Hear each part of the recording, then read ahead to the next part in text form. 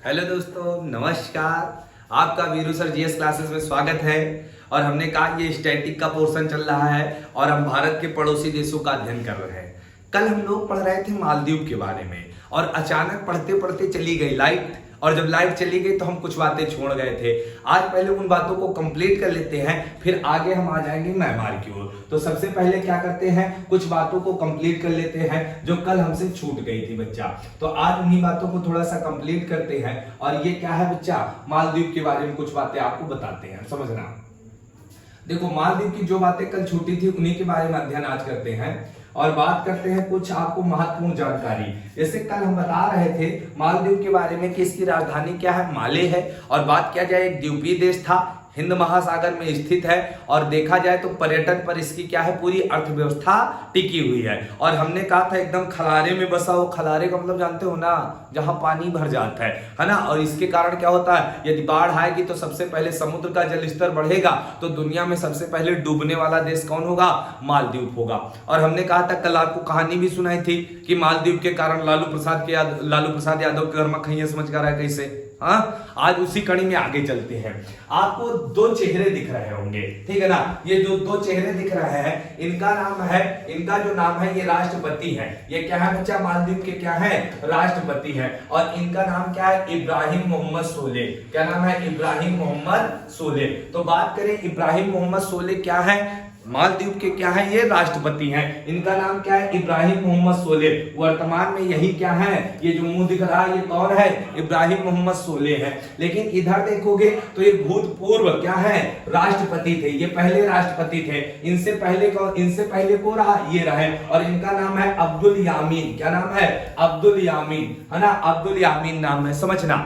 ये जो अब्दुल यामीन है बच्चा, ये इतना छोटा आदमी है, इतना छोटा आदमी है। ये चीन के पक्ष में रहता। किसके पक्ष में रहता, चीन के पक्ष में। इसकी आंखें देख रहे हो ना, उसी तरह लग भी रही। ये किसके पक्ष में रहता है, चीन के पक्ष में रहता है। लेकिन ये जो सोलेह साहब है, ये सोलेह साहब जो है, क्या नाम है, इब्राहिम मोहम्मद सोलेह। ये किसके पक्ष में रहते, भारत। किसके पक्ष में रहते, भारत। ये कहा था जो कुछ भारत कर रहा वो हमारे हित के लिए कर रहा। लेकिन ये चुट्टा, इतना चुट्टा है, कहीं के पक्ष में रहा था। किसके पक्ष में रहता है, ये हमेशा किसके पक्ष में रहता है, चाइना के पक्ष में रहता।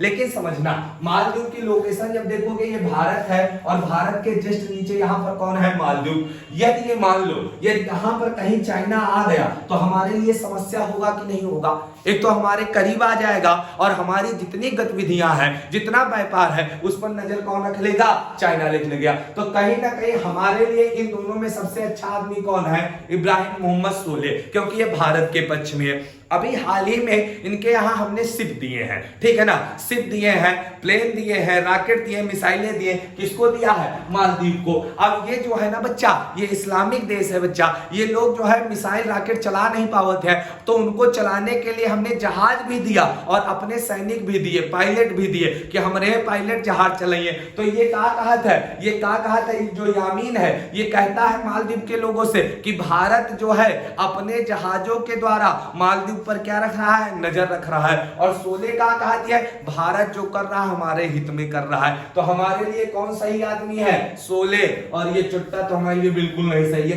कहती बात करता है, चीन की तरफ करता है। असल बात ये दुश्मनी पता काहे मानत है, क्योंकि जब ये राष्ट्रपति था और जब राष्ट्रपति के पद से हटा तो भारत ने दिमाग लगा के इसको क्या करा दिया, जेल। यो 5 साल जेल में रहा, ठीक है ना। इसलिए दुश्मनी किसको मानता है, अपना भारत को मानता है, समझ रहे हो ना। और मालदीव वाले क्या बेचते थे, मैगी बेचते थे। क्या बेचते थे, मैगी बेचते थे। कुछ बातें आपको और मालदीव के बारे में बताते। तो ये तो हो गई वहां की राजनीतिक स्थिति क्या चल रही बच्चा। अब समझना, अब थोड़ी सी बातें और समझो।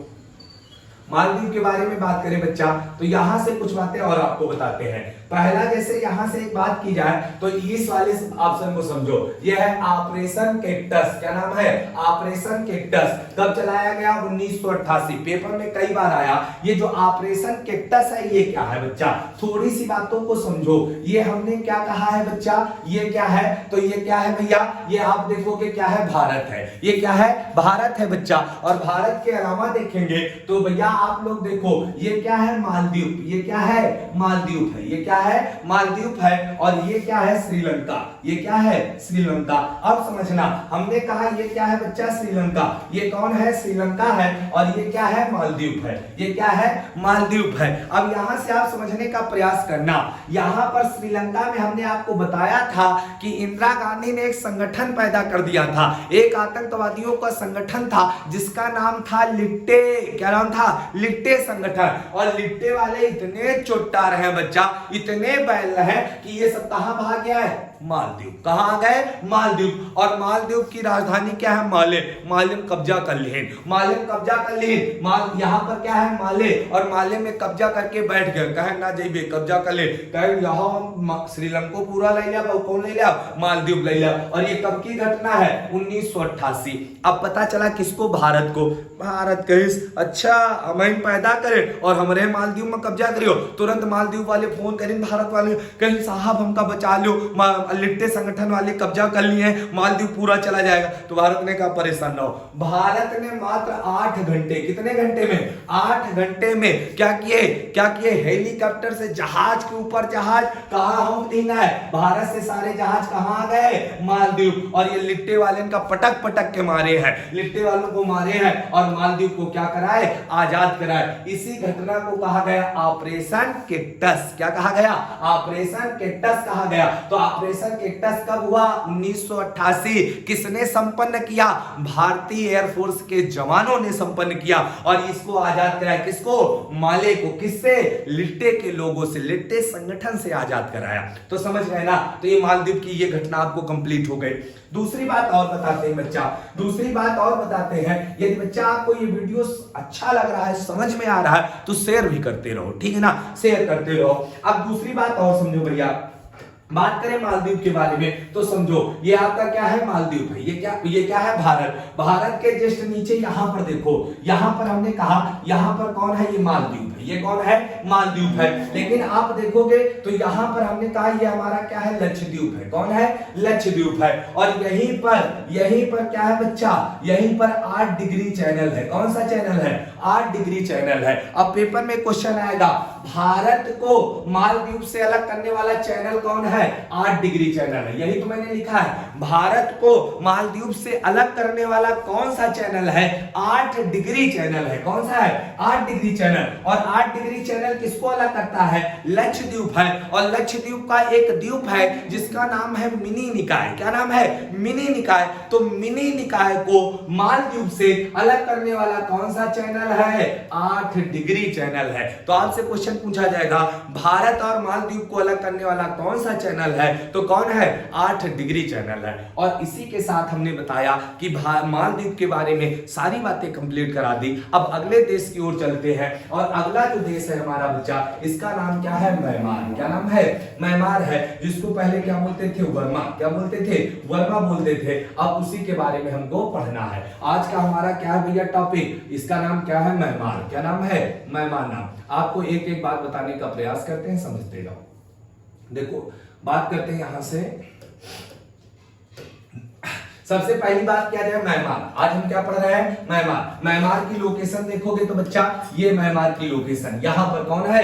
वर्मा है। यहां पर भारत के इस साइड क्या है? वर्मा। यही क्या है आपका? म्यांमार। यही क्या है बच्चा? यही आपका क्या है? म्यांमार है। म्यांमार के बारे में बात किया जाए तो ये कभी ना कभी इससे पहले क्या था? भारत का हिस्सा था। म्यांमार क्या था? पहले भारत का हिस्सा था। और ये कब अलग हुआ है बच्चा? तो आपको पता होना चाहिए, आया था एक भारत शासन अधिनियम 1935। भारत शासन अधिनियम 1935 आया और म्यांमार को भारत से कब अलग किया गया? 1937 में अलग किया गया। तो पूछा जाएगा ये जो वर्मा है, इसका पहले नाम क्या था? वर्मा नाम था। अब नाम क्या हो गया? म्यांमार। तो म्यांमार भारत से कब अलग हुआ है? 1937 में हुआ। और किस अधिनियम द्वारा हुआ है? तो 1935 के अधिनियम द्वारा हुआ। ये भारत का पड़ोसी राज्य है। देखो बात हमने की है, यहाँ पर लिख भी दिया। म्यांमार भारत से 1937 में क्या हुआ है? अलग हुआ है। और किस अधिनियम के द्वारा अलग हुआ है बच्चा? तो अधिनियम का नाम क्या है? भारत शासन अधिनियम 1935 के द्वारा अलग हुआ है। दूसरी बात करते हैं, म्यांमार में जो है बच्चा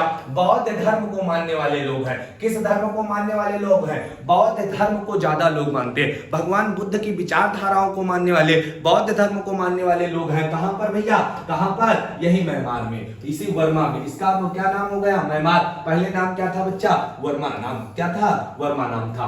आगे चलते हैं और आगे और बताते हैं। कहते हैं कि भैया इसे स्वर्ण पगोड़ों का देश कहते हैं। स्वर्ण पगोड़ा कहते हैं। स्वर्ण पगोड़ा का देश कहा जाता है। किसे? किसे कहा जाता? म्यांमार को। क्यों कहा जाता है बच्चा? समझना।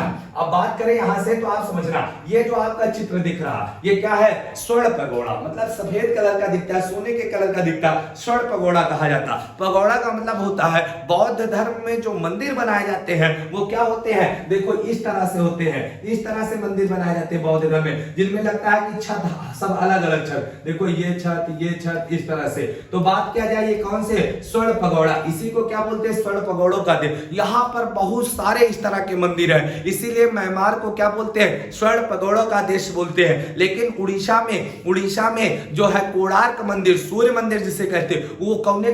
इसी तरह से बना हुआ, उसे ब्लैक पगोड़ा कहते हैं। क्या कहते हैं? Black pagoda. तो भारत में ब्लैक पगोड़ा कौन है? उड़ीसा का सूर्य मंदिर, कोणार्क वाला जो मंदिर है। और म्यांमार में क्या पाए जाते हैं बच्चा? इस तरह के जो पाए जाते हैं, इन्हीं को क्या बोला जाता है? इन्हीं को क्या बोलते हैं बच्चा? इन्हीं को स्वर्ण पगोड़ा का देश बोलते हैं। बोलो भाई, क्लियर हुआ कि नहीं हुआ? क्लियर हुआ कि नहीं हुआ? तो एक पॉइंट आपका ये क्लियर हो जाना चाहिए। अब अगले पॉइंट की ओर चर्चा करते हैं बच्चा। तो अगला पॉइंट जो हमारा है, अगला पॉइंट जो है इस पर चर्चा करते हैं। और अगला पॉइंट हमारा ये कह रहा है कि इरावती नदी, बच्चा ये पॉइंट आप छाप लेना, इरावती नदी बड़ा इंपॉर्टेंट। देखो इरावती के बारे में बात करा जाए भैया, तो इरावती जो है इरावती बोलते हैं इनको, कहीं कहीं पर इरावती भी बोलते हैं, इरावती भी बोलते हैं, इरावती बोलते ज्यादातर। तो ये जो इरावती नदी है ये यहाँ की प्रमुख नदी है। और कहा जाता है बच्चा कि ये जो इरावती नदी है इसको क्या बोलते हैं? म्यांमार की जीवन रेखा। पूछा जाएगा म्यांमार की जीवन रेखा कौन सी नदी है? तो कौन सी नदी है? इरावती नदी या इरावती नदी है। बोलो भाई, क्लियर हुआ कि नहीं हुआ? तो ये म्यांमार में है। म्यांमार की राजधानी की बात किया जाए तो नायपीताओ। क्या नाम है? नायपीताओ। इसी को निपेडी क्या बोलते हैं? निपीडिया। इसी को निपीडा बोलते, इस समय वर्तमान में इसी को निपीडा बोलते। लेकिन बात करें नेपाल, ये जो म्यांमार है इसकी पहली राजधानी क्या होती थी बच्चा? रंगून। क्या होती थी? रंगून। आपने वो गाना सुना है, मेरे पिया गए रंगून, वहां से किया है टेलीफोन। समझे ना? वो गाना सुना है ना? तो यही था, रंगून यही था। और एक बात और यही से हम आपको बताए दे रहे हैं, रंगून की चर्चा हो रही है तो आपको पता होना चाहिए रंगून के बारे में। जो रंगून है आपका, जो रंगून है, यहाँ पर अंतिम मुगल बादशाह जिनका नाम क्या था? बहादुर शाह जफर। क्या नाम था? बहादुर शाह जफर, जो जफर नाम से कविताएं लिखते थे। अंतिम मुगल बादशाह बहादुर शाह जफर को यहीं पर क्या किया गया था? अंतिम समय में रखा गया था और यहीं पर उनका मकबरा बनाया गया। तो पूछा जाएगा अंतिम मुगल शासक जिसका मकबरा कहां है? रंगून या म्यांमार में है, वो कौन है? बहादुर शाह जफर साहब है। कौन है? बहादुर शाह जफर साहब है। अगले प्रश्न की ओर चलते हैं बच्चा। और अगले प्रश्न की बात करें तो अगला प्रश्न क्या है आपके सामने? और कह रहा है इसी में कि राजधानी हो गया हकाका। इसका क्या है भैया? हकाका यहाँ का क्या है? सबसे ऊंची चोटी। कौन सा? हकाका। तो पूछा जाएगा म्यांमार की सबसे ऊंची चोटी क्या है? हकाका। जैसे भारत की सबसे ऊंची चोटी कौन सी है? केटू है। कौन है? केटू है। उसी तरह से इनकी सबसे ऊंची चोटी का नाम क्या है? हकाका। क्या नाम है? हकाका। तो हकाका कहां की सबसे ऊंची चोटी है? म्यांमार की। यहां से क्वेश्चन आता है और क्वेश्चन ये आता है सान का पठार। क्या आता है बच्चा? सान का पठार। देखना यहाँ पर सान का पठार कहां पाया जाता है? तो म्यांमार में पाया जाता। और सान का जो पठार है वो खनिजों के लिए प्रसिद्ध है। खनिजों के लिए, जैसे भारत में छोटा नागपुर का पठार प्रसिद्ध है, काहे के लिए? खनिजों के लिए। उसी तरह से सान का पठार किस लिए प्रसिद्ध है? खनिजों के लिए प्रसिद्ध है। बोलो भाई, अगले प्रश्न की ओर चलते हैं। और अगला प्रश्न क्या कह रहा है इसको समझने का प्रयास करो बच्चा। अगला प्रश्न क्या कह रहा है बच्चा? समझना। देखो बात करें क्या कह रहा है? कह रहा है कि यहाँ पर जो है शांता पठार किस लिए प्रसिद्ध है? खनिजों के लिए प्रसिद्ध है। अगली बात करें तो आपको पता होगा यहाँ पाया जाता है सागवन। क्या पाया जाता है? सागवन का वृक्ष पाया जाता है। बच्चा सागवन तो नाम सुने हुए होंगे, है ना? सागवन, सागवन हम लोग छोटे छोटे थे तो पान नहीं, हम लोग जब खेत और बाग में जाते थे तो हमारे बाग के पास एक सागवन का पेड़ होता था, और सागवन का जो पेड़ होता था बच्चा, सागवन के पेड़ के पत्ते खा लो तो मुंह एकदम लाल लाल हो जाए, जैसे लागत है कि पान खाए हैं। कहते हैं पूरे विश्व में सबसे अच्छा सागवन कहीं है तो कहां का है? म्यांमार का। इसलिए कहा गया जो सागवन का वृक्ष है वो सबसे श्रेष्ठ कहां का माना गया है? म्यांमार का। तो सबसे अच्छा सागवन कहां पूरी दुनिया में पाया जाता? म्यांमार में। कहां पाया जाता है? म्यांमार में पाया जाता। बोलो भाई क्लियर हुआ कि नहीं हुआ? और यहाँ की जो मुद्रा है वो क्या है? क्वैत है। क्या नाम है? क्वात। क्या नाम है? क्वात। क्या नाम है? क्वात। यहाँ की मुद्रा का नाम क्या है? क्वात नाम है। तो सागवन का वृक्ष कहाँ का प्रसिद्ध है? तो कहाँ का प्रसिद्ध है? म्यांमार का। बोलो भाई कंप्लीट हुआ। तो हमने एक पूरी इतने सारे पॉइंट किसके बारे में बता दिए? म्यांमार के बारे में बता दिया। अब आगे चलते हैं और अगली भैया स्लाइड की ओर चले। अगली स्लाइड के बारे में बात करें। अगली बात करते हैं समझना, बहुत महत्वपूर्ण कुछ बातें आपको यहां समझनी। बात करें गोल्डन ट्रायंगल। गोल्डन ट्रायंगल, सुनहरा त्रिभुज, इसको क्या बोलते हैं? सुनहरा त्रिभुज। क्या बोलते हैं? सुनहरा त्रिभुज बोलते हैं। अब आप लोग देखो सुनहरा त्रिभुज के बारे में। सुनहरा त्रिभुज के बारे में बात करें तो आप ये देख रहे हो, ये वाला जो सुनहरा त्रिभुज है इसके बारे में बात किया जाए, गोल्डन ट्रायंगल इसी को बोलते हैं, हिंदी में सुनहरा त्रिभुज बोलते हैं। ये जो गोल्डन ट्रायंगल है, बात करें जो इसका ऊपरी वाला हिस्सा है, जो इसके ऊपरी वाला हिस्सा, ये वाला जो हिस्सा है, ये वाला जो हिस्सा, इसको क्या बोलते हैं भैया? इधर किसका अधिकार है? म्यांमार का। किधर है? म्यांमार का। और नीचे वाले बात करें इधर वाला हिस्सा किसको टच करता है भैया? तो इसको किसको करता है? किसको करता है भैया? तो ये थाईलैंड को करता, और इधर किसको करता है? लाओस को। किसे करता है? लाओस को। तीन ओर से है, तीन देश इसको घेरे हुए, गोल्डन ट्रायंगल बोलते हैं। और इसके अंदर बच्चा अफीम होती है। क्या होती है? अफीम होती है बच्चा, वही अफीम जिसको हुमायूं पीता था। कौन पीता था? हुमायूं महा चुट्टा रहा बच्चा, अफीम चाट लेता रहा, परा रहा, पूरा दिन सोवा करत रहा। वही यहीं से हुमायूं के लिए पूछा जाए कौन सा मुगल शासक अफीम का सेवन करता था? हुमायूं। और हुमायूं खातिर अफीम कहां जाते रहे? यही गोल्डन ट्रायंगल से जाती थी। समझ रहे हो ना? यहीं से जाती थी। तो यहाँ की अफीम बहुत प्रसिद्ध है। तो पूछा जाता है अफीम की खेती के लिए प्रसिद्ध स्थान, ये कई बार पेपर में आया, इसका नाम क्या है? Golden triangle. तीनों, लाओस इधर होगा, इधर म्यांमार होगा, इधर थाईलैंड होगा, तीन ओर है। अफीम की खेती यहाँ इसके अंदर होती बच्चा, गोल्डन ट्रायंगल। सुनहरा त्रिभुज बोलते हैं इसको। क्या बोलते हैं? सुनहरा त्रिभुज बोलते हैं। अब बात को समझना, अफीम से बच्चा ये नहीं कि नशा ही होता, दवाइयों में भी इसका सेवन किया जाता, दवाइयां भी बनाई जाती हैं। समझ रहे? तो यही आपका क्या है? गोल्डन ट्रायंगल है। इधर मैंने चित्र दिखा दिया, ठीक है ना? अब आगे चलते हैं और आगे कुछ बातें और बताते हैं बच्चा। आगे बात करें तो आप यहां से देखो, अब बात करते हैं, कह रहा है कि या देखो माणिक रत्न के बारे में बात करें। माणिक रत्न जो है बच्चा, ये बहुत महत्वपूर्ण रत्न है। ये लाल कलर का होता है। किस कलर का? लाल कलर का होता। और ये माणिक रत्न जो है बच्चा, इसी वर्मा में पाया जाता। कहां पाया जाता? वर्मा, म्यांमार में पाया जाता। कहां पाया जाता? म्यांमार में। तो माणिक रत्न जो है बहुत महत्वपूर्ण रत्नों में से है, लाल कलर का होता है। ये कहां पाया जाता है? इसी वर्मा में पाया जाता है। तो ये भी बात इंपॉर्टेंट। अगले प्रश्न की बात करें और यहां से आप देखने का प्रयास करना। अगले प्रश्न की बात मैं करने जा रहा हूं, समझना। देखो अब यहां से मैं कुछ बातें आपको बता रहा हूं। बात करें तो ये आपका क्या है बच्चा? ये आपका क्या है? भारत। ये क्या है? भारत। और भारत में आप देखोगे तो हमने कहा ये आपका क्या है? निकोबार है, और ये आपका क्या है? अंडमान है। ये क्या है? अंडमान। और अंडमान निकोबार को अलग करने वाला चैनल कौन है? 10 डिग्री चैनल। कौन है? 10 डिग्री चैनल है। अब यहां से समझना, ये आपका क्या है? एक द्वीप है, और इस द्वीप का नाम क्या है बच्चा? इस द्वीप का नाम क्या है? इस द्वीप का नाम है कोको द्वीप। क्या नाम है? कोको द्वीप। समझना, इस द्वीप का नाम क्या है? कोको। क्या नाम है? कोको द्वीप नाम है। अब समझना, अब बात करें ऊपर, और ऊपर आपका ये वाला जो क्षेत्र है ये क्या है, वर्मा या म्यांमार। ये क्या है, वर्मा और म्यांमार। देखो ये जो कोको द्वीप है, ये जो कोको द्वीप है बच्चा, ये किसका है, म्यांमार का। ये किसका है, म्यांमार का। लेकिन ये म्यांमार इतना छोटा है, इतना छोटा है, ये कोई का बेच देश है, चाइना का। तो इस कोको द्वीप पर वर्तमान में किसका अधिकार है, चाइना का। किसका अधिकार है, चाइना का। लेकिन ये कोको द्वीप है किसका, तो म्यांमार का। किसका है, म्यांमार का।